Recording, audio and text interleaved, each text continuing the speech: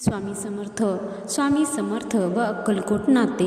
श्री स्वामी समर्थ महाराज आणि अक्कलकोट यांचं नातं हे केवळ एका स्थळाचं नाही, तर ते भक्ती, अध्यात्म आणि गुरुशिष्य परंपरेचं पवित्र केंद्र आहे. अक्कलकोट हे स्वामी समर्थांच्या अवतारी कार्याचं मुख्य स्थान बनलं. अक्कलकोट स्वामी समर्थांचे निवासस्थान, स्थायी वास्तव्य. श्री स्वामी समर्थ महाराजांनी त्यांच्या सुमारे 40 वर्षाच्या ज्ञात अवतार्य कार्यापैकी जवळपास 21 ते 22 वर्ष अक्कलकोटमध्ये वास्तव्य केलं. 1856च्या सुमारास ते अक्कलकोटला आले आणि 1878मध्ये त्यांनी समाधी घेतली. यामुळे अक्कलकोटला श्री स्वामी समर्थांचे तीर्थक्षेत्र म्हणून ओळख मिळाली. दत्त अवतारी भूमी.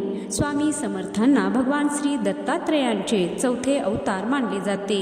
या दत्त अवताराचे कार्य अक्कलकोटच्या भूमीवर संपन्न झाले, ज्यामुळे या ठिकाणाला विशेष महत्त्व प्राप्त झाले. समाधी मंदिर. स्वामी समर्थांची चैत्रवद्य त्रयोदशी शके 1800 इसवी सन 1878 या दिवशी त्यांनी समाधी घेतली. त्यांची समाधी ज्या ठिकाणी आहे ते ठिकाण त्यांचे शिष्य चोळप्पा यांचे घरी आता मुख्य समाधी मंदिर म्हणून ओळखले जाते. भक्तगण याच ठिकाणी दर्शनासाठी येतात. वडवृक्षाचे महत्त्व. स्वामी समर्थ महाराज सध्याच्या मंदिराच्या परिसरात असलेल्या वडवृक्षाच्या खाली बसून ध्यानधारणा करत असत आणि भक्तांना उपदेश देत असत. त्यामुळे वडवृक्ष किंवा वटवृक्ष हे स्वामींच्या अस्तित्वाची आणि लीलांची साक्ष देणारे पवित्र स्थान बनले आहे. स्वामी समर्थांचा उपदेश आणि अक्कलकोटची ओळख. अभयदान. स्वामी समर्थांनी त्यांच्या भक्तांना दिलेला प्रसिद्ध संदेश जो अक्कलकोटशी जोडलेला आहे. भिवू नकोस, मी तुझ्या पाठीशी आहे. हा संदेश आजही कोट्यावधी भक्तांना संकटाच्या वेळी मानसिक बळ आणि धीर देतो. अन्नछत्र.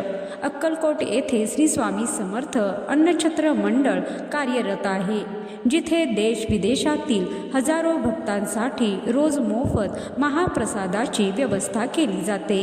हे अन्नछत्र स्वामींच्या दयाळूपणाची आणि औदार्याची परंपरा पुढे चालवत आहे.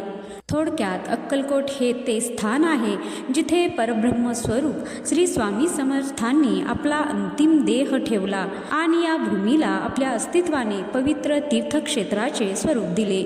त्यामुळे स्वामी समर्थ या नावासोबत अक्कलकोट हे नाव अविभाज्यपणे जोडले गेले आहे. जय श्री स्वामी समर्थ.